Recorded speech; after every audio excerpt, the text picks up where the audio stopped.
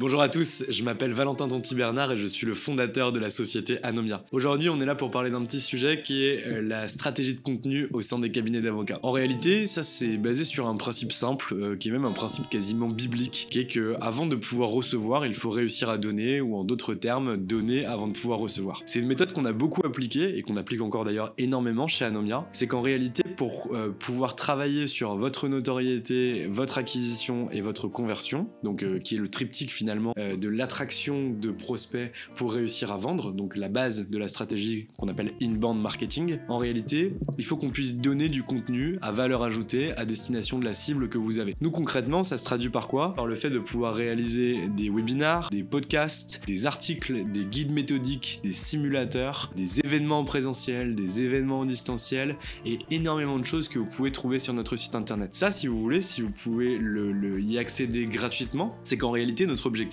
c'est de vous permettre finalement de voir la valeur qu'on peut vous apporter, de découvrir de nouvelles choses, pouvoir vous rendre compte qu'on n'est en réalité pas des peintres et qu'on peut vous accompagner dans votre développement. Une fois qu'on a fait ça, en réalité, on arrive à être identifié par vous, vous téléchargez des contenus chez nous, donc on a votre adresse mail, votre nom, votre prénom, votre numéro de téléphone et le nom du cabinet dans lequel vous bossez. Donc on sait que Maître X travaillant dans tel cabinet d'avocat, avec pour numéro de téléphone 06 plus machin, avec telle adresse mail, en réalité, on sait que ce qui l'intéresse aujourd'hui, c'est 1. La création de cabinet d'avocats, 2. Le développement de clientèle, 3. La stratégie marketing de contenu. En réalité, ça nous permet d'identifier quelques problématiques que cet avocat peut avoir et qui va nous permettre de pouvoir le recontacter et d'avancer avec lui. Donc vraiment, la stratégie de contenu, ça se divise en 3 phases. Première phase, c'est la notoriété. Vous donnez gratuitement sans rien demander du tout en retour. Donc pas d'adresse mail, pas de payer, vous donnez simplement. Deuxième phase de cette stratégie de contenu, ça va être un contenu à plus forte valeur ajoutée qui va être plus calibré,